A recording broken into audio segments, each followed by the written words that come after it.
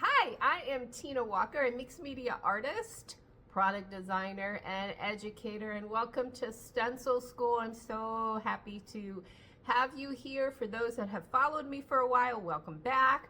For those that are new to me, come on in. Hopefully this is a technique and a project that you really will enjoy. So I thought I would share one of my absolute favorite ways to use stencils and the products I use with those stencils, and I find it super easy to create instant backgrounds. Also, you can create focal points, but we're going to bring out our spray mist with our stencils, and then we're going to create a fun little book from that. So this is the book that we are going to create. So we're going to use the papers to create the covers, and then we're going to really have some fun experimentation with our spray mist. And I just want to go into this and have an open mind. I want you to experiment, because you never know what will work or what won't work. I mean, that's part of the fun of doing art. So let's not waste any more time. Let's get right to the video, okay? I hope you enjoy it. Bye. All right, let's prep some of the pages for our book. So we are going to do some techniques. I really want you to, if you have sprays, play with the sprays in the stencil. Sprays are probably one of my go-tos. I love Lindy sprays. I love the two-tone effect with them. They're semi-permanent. What I mean by that is you may get movement when you put wet medium on top. So if you put matte medium on it, gesso or paint, but sometimes I use that to my advantage when I'm doing different layers on here. But we're just gonna, I mean, this isn't something earth-shattering, but I just love the look of sprays with stencils. So we're gonna do some of this. We're gonna do some where we don't put background color on it so you can see that. It's, you know, kind of using stencils for one of the things that they're meant for. Sorry, my dog was eating one of my stencils. And then, so this one didn't turn out the way I wanted it to, but no worries. It's on a map, and you can see some of the subtle hints of the stencils down here, but I'm going to use this for backgrounds of the pages anyway, so I'm not mad with any of it, but we will do stuff on the backside. So, a couple ways you can do it. You can add background color before you put the color on top if you really want that. You can go this route where you let the background of your pages come through. So just grab a bunch of ephemera paper that you have laying around. If you don't have that, copy paper's fine. But I've just got some old ledger book pages here. This is old paper that I think it's a French book that I have. It's a different type of paper. It's more of that cotton rag kind of paper, so it's just going to be a different feel. I also have some vintage railroad diagrams, which I just think look really great. And I mean, how awesome does that look on there? I'm going to use the stencils that I've designed for StencilGirl for this, and I'm really going to use, I've got them all out here, but I want to use for some of these big pages the Rolodex stencils. And just because they're called Rolodex doesn't mean you have to use them for Rolodex. What I love about them is they come with a bunch of different patterns on them, which is great. So like on the background here, you can see that. So as we fold and cut these pages up, you're going to get just random bits, which you can use as a design element on your pages, or you can push them back into the background. So I'm going to use those, but I also have some of the other ones sitting here on my workspace. So the first thing I'm going to do, I'm going to go ahead and, since this one has color on this side, I'm going to go ahead and put color on the back side, and I think I'll use the same color. So I have a variety of colors over here off camera, and two different color palettes, but they're going to mix together for this book. Just have a variety of color. You can kind of do whatever you want if you want to stay in the same color palette throughout the whole book, but some are blues and purples, and some are like reds and browns, so it's kind of the whole gamut of color. Since this one I opted to do no color in the background, we'll do that, and these two over here are brand new pages. So for this one here, since I'm going to put color down first, I am just going to randomly spray some of the Lindy spray. Okay, that wasn't supposed to come up like that. So if you have paper that's curling, and I'm not sure why it did it because it didn't do it the other way, I'm just going to tack this down with some masking tape.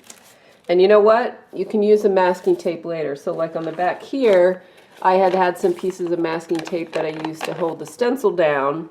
I just took them off and put them on my paper, so it's another design element.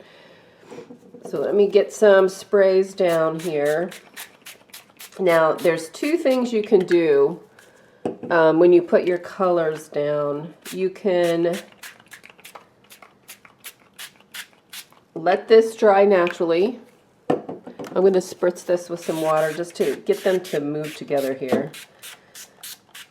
You can let that dry naturally and then go to the next step. Or if you want to take your stencil, because what you really want to do, what I like with sprays, because they're so fluid, it's not like acrylic paint, you do get bleed through. So I really want the stencil to be adhered down to the paper. So if you put the stencil down when it's wet, it's going to suck to that paper. Now, I'm going to warn you, depending on how long you let it dry and depending on everything, it may rip the paper as you're pulling it off. So it's kind of a love-hate kind of relationship. If you're nervous about that, let that dry, or let it dry to where it's still a little bit damp so you can suck it down. I mean, this was super wet, so I might have that risk of the paper ripping. Or just let it dry enough to where the stencil will stick down. Or if you don't want to do that, after it's dry, which is what I did previously, I just took masking tape and taped the edges of the stencil down so it was kind of pushed down. The other thing you can do is take something heavy, like your water bottle, and stick it on here just to hold that stencil down to that surface. So over here, let's see. Let me use, I'm going to use a bunch of my, actually, let's use this one. I love this stencil a lot. It's from a photograph from Ireland, inside, oh my gosh, now I can't think of the name of it. It was a prison used in Ireland. I can't think of the name. It was right across the street from the hotel that we were staying in. But I love this. I use this section here a lot for journaling because it naturally has the lines, but they're organic in nature. So what I'm going to do, because I have so much color going on here, I want more of a contrast. So I'm going to use, this is a PowerTex Bister spray, which is, it's a walnut ink. So this is the black version of it. I love the Bister sprays because I love that brown undertone. You get a little bit of this, so it's not like a jet black, it's more of a browny black, if that makes sense, but I like it because you get the contrast, but it's not so stark. So I'm going to use this for my contrast color here. So you can just see me, I'm putting the color down. I'm going to do the same on the one here. And then same thing, I'm going to put some water on just to move it a little bit. So where these stencils are here, I am going to leave that sit till it kind of dries. But there's so much liquid here, I don't want to waste it either. So take some of your papers and gently, again, you kind of want that contact. And this probably wasn't the best paper because it's already curved up, but I'm going to stick that down. I can put this down on top of here, and I'm going to gently press it down so it's in contact. I don't want to waste this. So the other thing that you can do, and I did it with this one, if you want some really great designs on your cut imagery, I have some here. So like her face, I can put it, actually, I think I'm just going to put it right there. I'm going to press that down. I'm going to let that dry. All right, so generally, a lot of times I'll do this and just walk away. But if you're impatient, you do want it to kind of sit down on it for a little bit, just so it does dry a bit. Because if you lift it up, what happens a lot of times is it still really fluid on the paper and you're going to get movement. When you have it stuck down on here like this, you're going to have more of a defined image. So I'm going to kind of just set these, let me set them aside. So these were some of the other ones. So again, the cotton rag paper just created interesting marks on here, but not a noticeable image, which is fine. You don't want, you know, everything to be the same. This one was on that image of the girl. I love this so much. That just makes that piece look so cool for a collage. And then we'll lift this stencil. Oh, this turned out really awesome. So let me set this aside. Love how that turned out. So you can see how when you leave the stencil on the paper when it's wet, it just creates a look that you just don't get by putting paint down on top of it. Really love that, but it had a really great adhesion. The paper was really flat, so that turned out really nice. And then my last one here. So this was, so this was one I had done earlier, and I just placed that on top. Got some interesting marks from the Rolodex stencil here. Got some interesting marks here. You can see some of it. See kind of the word love. But I like that because, again, when we fold this up, you're going to get bits and pieces, which is kind of what we're going here. Oh, this turned out really awesome, too. So this was on the piece of paper that I had sprayed, and it was wet, so the stencil was really stuck down, and then I sprayed the black on top. So it almost creates this amazing outline shape, but I love that so much. All my papers have dried. I am going to put my collage pieces to the side because we'll incorporate them somehow. But these are all my papers. So I am going to cut these down, and you can do whatever size you want, but I always tend to gravitate towards a 4-ish, 5-ish inch by maybe 8 inches wide, because if you're folding it in half like that, that's a good size right here. So fold it in half. This is 4 1/4 inches tall and 4, so 8 inches wide. So between 4 and 5 inches tall and 8 inches wide. Like this one here, I don't really care that the edges aren't straight. I just really want to cut them so they fit. So I'm going to cut all of these down to make up my papers. I may or may not use them all in my book, but I'm going to do that off camera with my paper trimmer because it will be faster, and then I'll come back with my... Alright, so I've got everything folded. I do have extras, but I made 4 signatures of 4 pages each just to keep it somewhat thin. And then I also have 2 pieces of chipboard, and I actually buy these in a 4x6 size already cut, so I don't have to worry about them, but this is I have 2 different, I think this is a 80 point, and then I have a 30 point, so this is a lot sturdier, which is great for journal or book covers. So I have one for the front and the back, and you can see it fits nicely here. I am going to take, so I have all my scraps right here. I'm actually going to go ahead on one side, not on both sides yet. I'm going to go ahead and collage down some of my extra pieces in here. And that just will tie everything together. So I'm going to do that probably off camera. The other thing that I do, especially when I am journaling or making books with papers that are delicate, and these ones are delicate because they're vintage papers, I don't want the binding to rip on the inside. So you can do this with different things. You can do it with washi tape, which is what I do quite often, but I really didn't want to distract from the background that much, so I actually have medical tape in like a brownish tone, and this is semi-transparent, so when I put it on, it's not going to really distract too much from the background. But if you want to add an element of additional design, which is what I do a lot, feel free to use washi. You can also use fabric if you want. Just take some fabric tack and glue it down on the center. And then if you really wanted to, you could stitch it on there too. But you can see me just placing this on both sides. I'm lining up the edges and pressing down, and then I will come back and just trim up the edges. And then that way my center crease here is reinforced, and you can see that doesn't distract a ton. It blends in fairly okay. A lot of times it gets covered up, but I'm just going to opt for this. So I'm going to do that for all of my papers.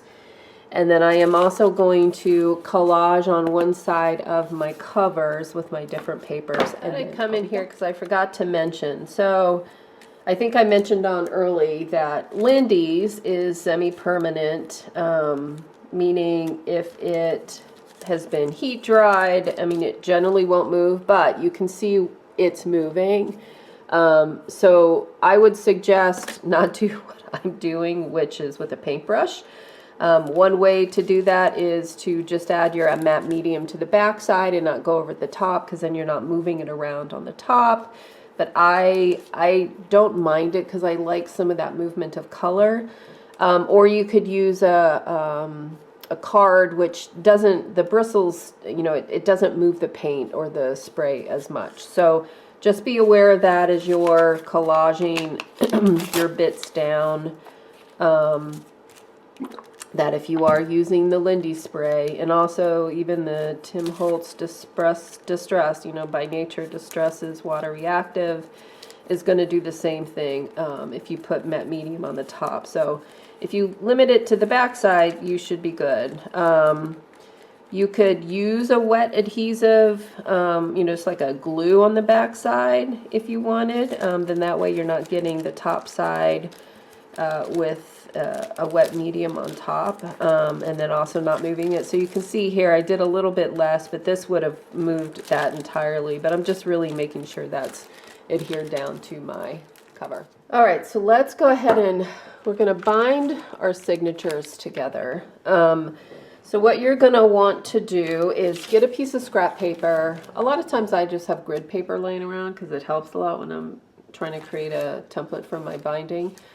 But any scrap paper will do. So make sure it's as tall as your tallest paper. So mine is 5 inches tall as the tallest. So this is 5 inches tall. It doesn't matter the width. You just want to have it big enough so you can fold it in half. So the first thing that I would do is, because we're just going to do a pamphlet stitch. So I'm going to fold this in half.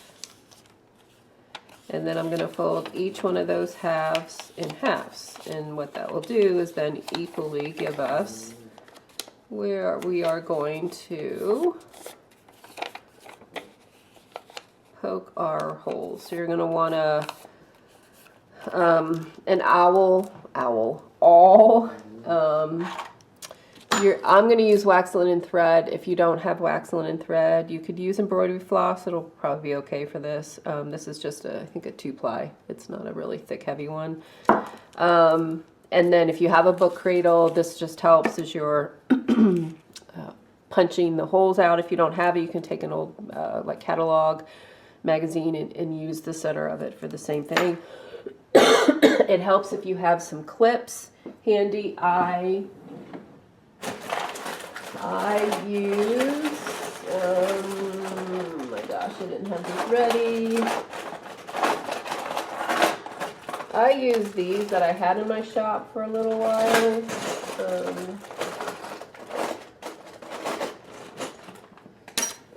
I do have some extras, I just don't have them in the shop right now. If you really, really, really want them, let me know. Maybe I'll create a listing. Anyway, these work great with these really good like paper clips.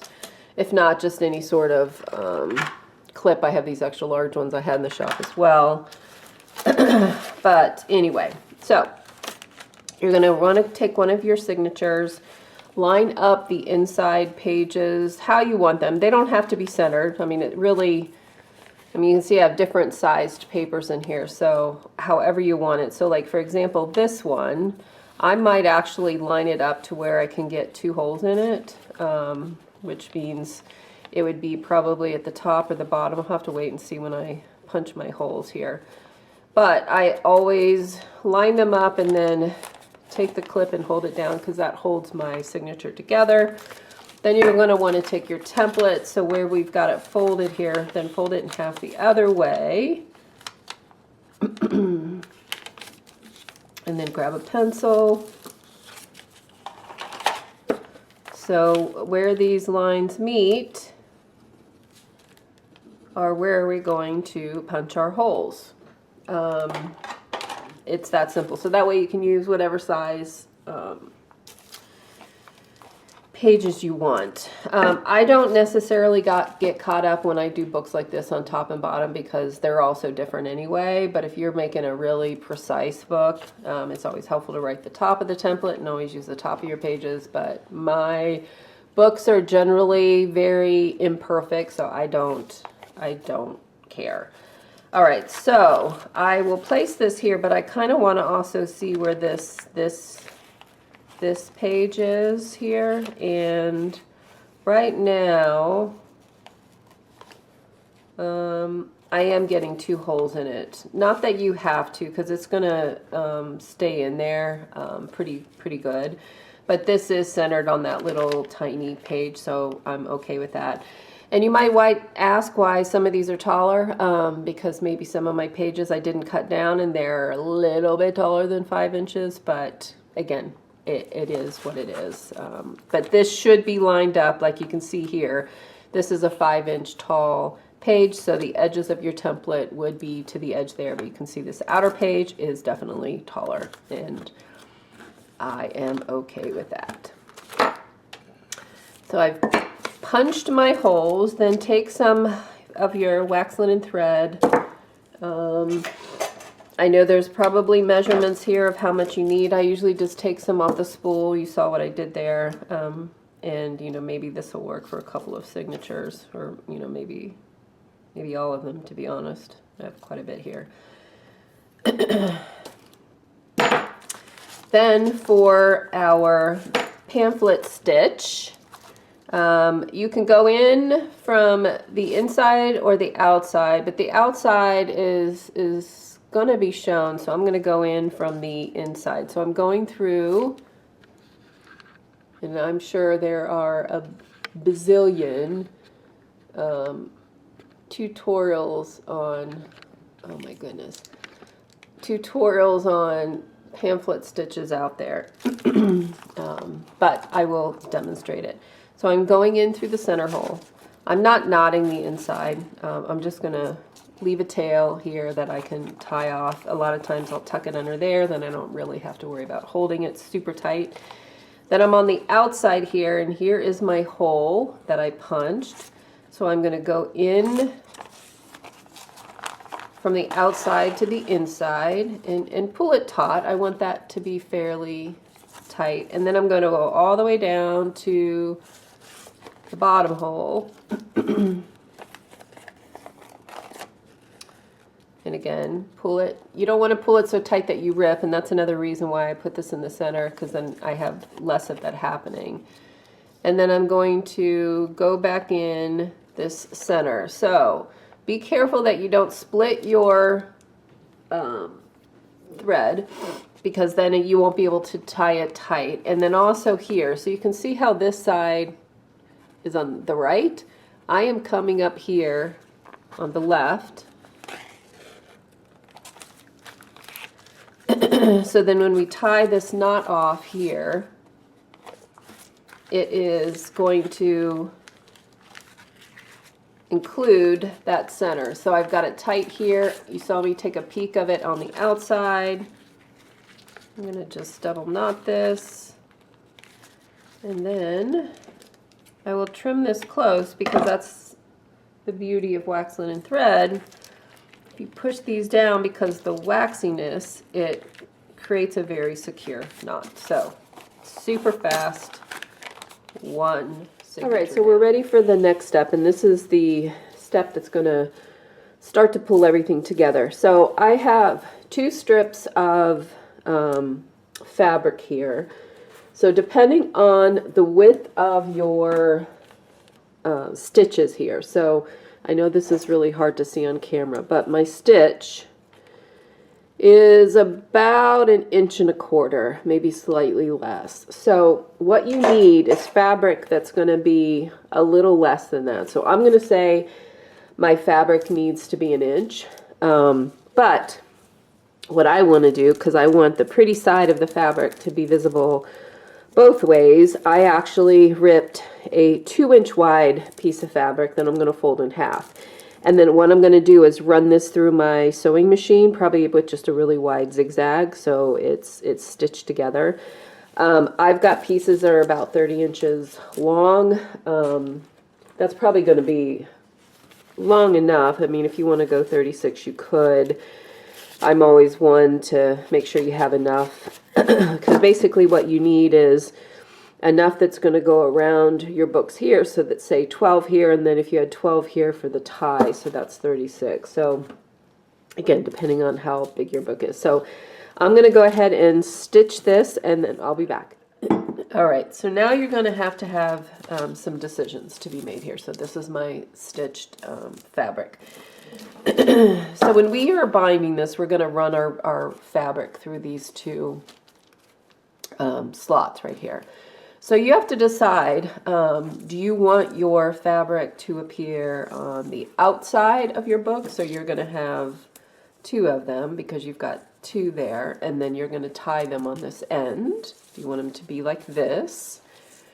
Or do you want it to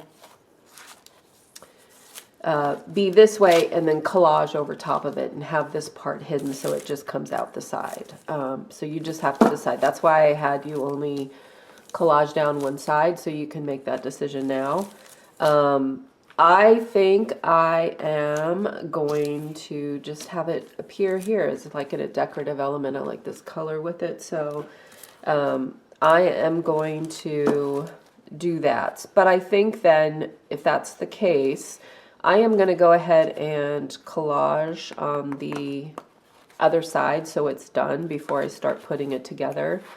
And if you're the same, then go ahead and just collage. It'll be just easier because they're like this way now. But if you're going to use this side and then collage over it, then just kind of hang tight, and I'm going to have this done and then let it dry, and then we'll come back and we'll put this together. While my covers are drying, I'm going to go ahead and pull this together. So might help to have an awl. The other thing too that I find that helps here with the edges of your fabric is, first of all, you can trim this off so it has a kind of clean edge. You can also take a piece of masking tape and fold it over, but don't fold it to where it's completely covering. So this little end right here is really just the masking tape, and that creates a really smooth area for the fabric to go through the wax linen thread. So I'm going to do that on both of these. All right, so I have these in the order, I think I have, no I don't. I am in this order here. Okay, so it doesn't really matter if you start from the front or the back. It'll be the same because we're not going to attach the cover yet. So you can see me going in under here, underneath the wax linen thread, and I'm just gently lifting it, but then it's also removing a little bit of the stickiness from the wax linen thread. And I am going to slide my strips in, and I think I will do one side first. So I don't have a lot of things here on my desk. So let me do this. I'm going to slide. And see how easy it goes under with the masking tape there. super duper easy.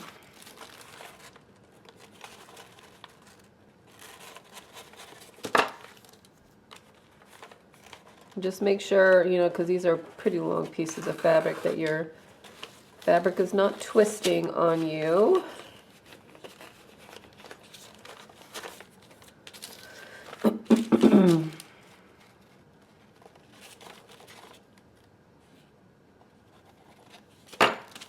So you could make these, you know, make as many signatures and it's as thick as you want. Oh, and see, I twisted it that time. Wasn't paying attention.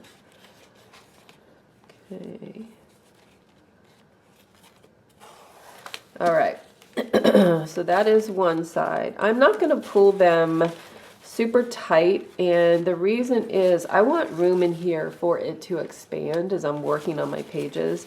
I don't want this so cinched up, because what's going to happen, it's going to be super tight here, and then it's going to flare out on this end, so you can see what that looks like. So I kind of want there to be room to, you know, add collage material. So that's, you know, nice, and it's about as wide as the papers are here. So I like that wideness. So I'm going to also, I want to make sure my fabric is fairly even on both sides. Let's get that all done here, get that in good order. All right, so that side. All right, everything is, so once my covers are dry, what I will then do is, and this will probably be the cover, and this is where it might help to do one side at a time. And I don't want, again, I want it snug on here, but I don't want it to where it's pulling it really snug in the back. So what I would suggest doing is, you know, when you get it to that thickness that you want, and I'm kind of lining this up, I may come here and just clip it with a clip. And then same with this. And then move it this way, so I'm not, again, pulling tight on purpose. Oh, wrong direction, and I apologize. I am trying to get over this cold. And then we are going to just make sure your cover is lined up this way. I'm going to take my PVA glue and I'm going to put it underneath, and you're going to want that to dry overnight. You don't want that to move anywhere. So if you feel that you can do the one cover and then same thing over on the other side without pulling it tight and moving it, and that's where the clips might come in handy, I would do both covers. And then the challenge with that is, I don't know if this will flip over.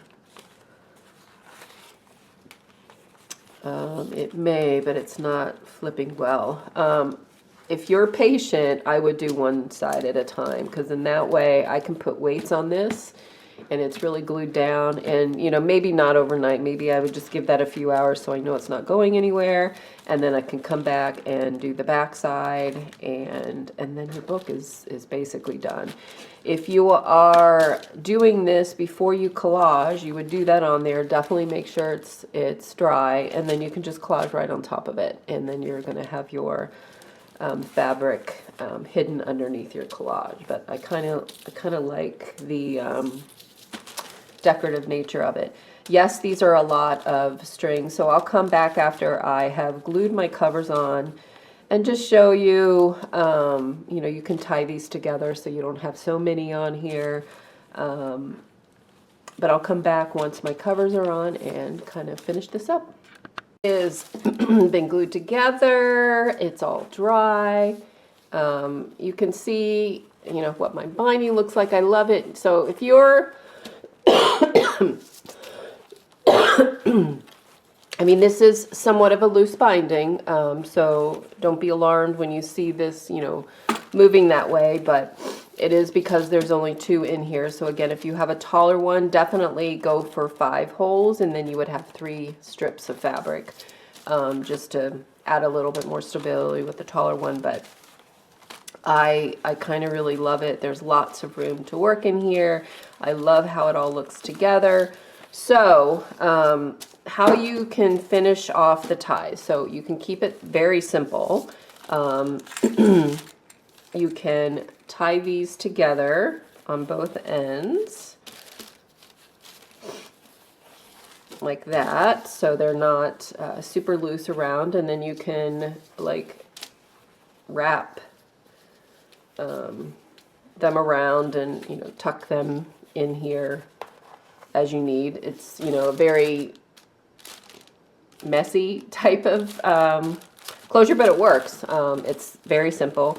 You could, besides just knotting them, you could actually twist them so you have more of just a single swath of fabric, and then wrap it around. You can, if your fabric ties are not long enough, you can take more yarn, more fabric, ribbon, and stitch them to the ends if you want something longer. If you wanted to, let me untie this, which is what I think I'm going to do, you can trim off the top. Here I can trim it up to the edge, and then I can kind of hide up that edge with an embellishment like this. Like, I think that looks really nice.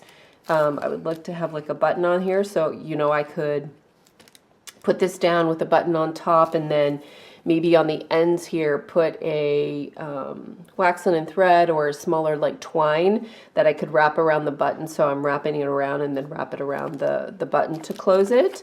The other thing that I thought would be really cool, I was just looking in my stash, and I have this piece of wood and then just this gold button, and the shank of the button fits actually perfectly right into that little notch right there where I could glue it in. And I could do the same thing. I could have some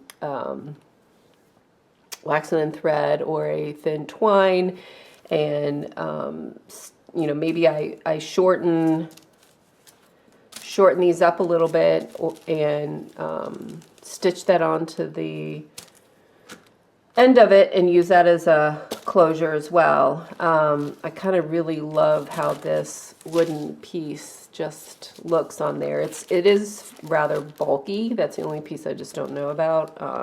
You know, because if I'm working in it, you know, the other thing that's nice, you can work fairly flat in here because you can, you know, move this around. It doesn't have to lay just like the front and the back cover. However, whatever page you're working on, you can move it to where it's flat. And if I have that in here, it might not be so flat, but maybe I could put that on when I'm completely done.